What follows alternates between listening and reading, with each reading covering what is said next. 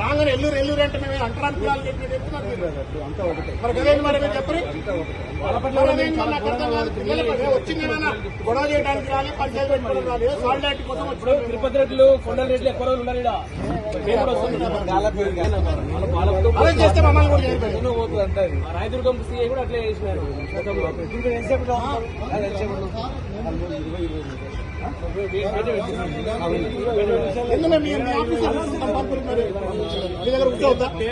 Police station తప్పైనా మేము ప్రజాప్రతినిధులమే కదా. అవునండి, మీ రూమ్లో కూర్చుంటాం సార్, మీ క్యాబిన్లో కూర్చుంటాం, మీ క్యాబిన్లో కూర్చుంటాం. రండి మరి గద్దాం రాను. యూనివర్సిటీ విద్యార్థుల పైన పోలీసులు అవలంబించిన తీరు చాలా దురదృష్టకరం. ఉన్నత చదువు చదువుతున్నటువంటి అమ్మాయిలను మగ పోలీసులు పట్టుకొని లాక్కెళ్లడం అనేది వీడియోలు చూస్తుంటే కూడా, ఒత్తుకుంటుంటే కూడా వినకుండా వాళ్ళకి గాయాలై రక్తం కడుతున్నా కూడా పోలీస్ స్టేషన్ తీసుకురావడం, వాళ్ళపైన అనుచితంగా ప్రవర్తించడం, వాళ్ళు ఏమన్నా రౌడీ షీటర్సా లేకపోతే వాళ్ళ సంఘవిద్రోహ శక్తులా? యూనివర్సిటీ విద్యార్థులపైన ఇదే నా పద్ధతి. దయచేసి వెంటనే వాళ్ళందరినీ విడుదల చేయాలా, వాళ్ళకు దెబ్బలు కలిగినాయి, ఫస్ట్ ఎయిడ్ చికిత్స చేయాలా, ఇమ్మీడియట్గా విద్యార్థులు చర్చ జరపాలా, మాట్లాడాలా. విద్యార్థులపై దాడి చేయడం అనేది మంచి పద్ధతి కాదు. దయచేసి వెంటనే వాళ్ళు విడుదల చేయాలని మేము డిమాండ్ చేస్తూ ఉన్నాం. ఇలాంటి పునరావృతం కాకుండా మరోసారి ఇవ్వాలి, లేదంటే విద్యార్థులు ఇదే పరిస్థితులు కూడా లేరు అక్కడ. దీన్ని ప్రతి ఒక్కరు కూడా ఒక మానవీయ కోణంలో ఆలోచన చేయాలి. ఇప్పుడు ఇంక అవసరం తీరింది కదా అని చెప్పి విద్యార్థులను ఇష్టానుసారంగా వివరించడం, ఉస్మానియా యూనివర్సిటీలో నిషేధించడం, ఇక్కడ సెంట్రల్ యూనివర్సిటీ మీరు మాట్లాడే హక్కే లేదని చెప్పడం అనేది ప్రజాస్వామ్యంలో మాట్లాడే హక్కు, నిరసన తెలిపే హక్కు రాజ్యాంగమే కల్పించింది. దాన్ని మీరు కావాలని చెప్పి వాళ్ళని ఈడ్చుకొచ్చి రక్తాలు కారినట్టు చేసి పోలీస్ స్టేషన్లో పడేసి కింద కూర్చుని పెట్టి ఏదో స్ట్రీట్ రౌడీల టైప్లో వాళ్ళు ప్రవర్తించడం చాలా బాధాకరం. ఖచ్చితంగా వెంటనే విడుదల చేయకపోతే మేము వాళ్ళ తరఫున అన్ని రకాలుగా వాళ్ళకి సపోర్ట్ చేస్తాం, వాళ్ళ తరఫు పోరాడానికి సిద్ధం. ప్రజాస్వామిక హక్కుల కోసం, రాజ్యాంగ విలువల కోసం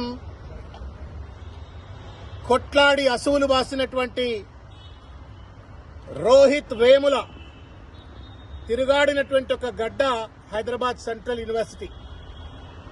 అటువంటి హైదరాబాద్ సెంట్రల్ యూనివర్సిటీ మేధావులు తిరుగాడే గడ్డ. అత్యధికంగా సమాజంలో చదువుకున్న వాళ్ళు ఉండేటువంటి ఒక హైదరాబాద్ సెంట్రల్ యూనివర్సిటీని ఇవాళ రేవంత్ రెడ్డి రాజ్యంలో ఒక రాక్షస రియల్ ఎస్టేట్ దందాకు పాల్పడుతూ ఇవాళ 400 ఎకరాల భూమిని ఇవాళ రియాల్టర్లకు కట్టబెట్టేందుకోసం అని చెప్పని భవిష్యత్ భారతదేశ విద్యార్థులందరి నోళ్లలో మన్నుగొట్టే విధంగా ఇవాళ భూమిని లాక్కునే ప్రయత్నం చేస్తా ఉంటే, రోహిత్ వేముల స్ఫూర్తితో ఇవాళ భూమిని కాపాడుకోవడం కోసం చెప్పని ఇవాళ విద్యార్థులు పెద్ద ఎత్తున ఇవాళ ఉద్యమం చేస్తే వాళ్లపైన రేవంత్ రెడ్డి పోలీసులు అత్యంత దుర్మార్గమైనటువంటి ఒక దాష్టికానికి పాల్పడి వాళ్లపైన దాడులకు పాల్పడ్డారు. మహిళలు అని చెప్పి చూడకుండా, మహిళా కానిస్టేబుల్ కూడా లేకుండా వాళ్లను అరెస్ట్ చేసినారు.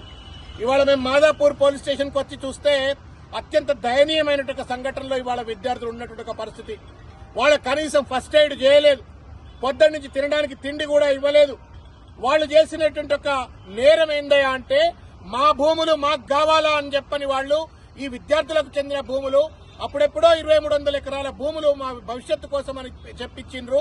మీ రియల్ ఎస్టేట్ దందా కోసం కాదు రేవంత్ రెడ్డి, మా భూములు మాకు కావాలా అంటే పోలీసుల పదగట్టాల కింద ఇవాళ ప్రజాస్వామిక హక్కును, విద్యార్థుల హక్కులను, విద్యార్థుల భవిష్యత్తును కాలరాసే విధంగా అరెస్ట్ చేసి వాళ్ళని ఇవాళ నానా హింసలకు పాల్పడే ప్రయత్నం చేస్తా ఉన్నారు. ఇదే విధంగా ఇవాళ రాయదుర్గం పోలీస్ స్టేషన్ లో కూడా కొంతమంది విద్యార్థులు గచ్చిబౌలి పోలీస్ స్టేషన్ లో కొంతమంది విద్యార్థులు ఉన్నారు. హెచ్సి ఎదురుగా ఇవాళ ఇప్పుడే దాదాపు 200-300 మంది విద్యార్థులు ఇవాళ నిరాహార దీక్షలు చేస్తా ఉన్నారు, ధర్నాలు చేస్తా ఉన్నారు. మా వాళ్ళని వదిలిపెట్టండి, లేకపోతే మేము దీక్షలు విరమించమని చెప్పని.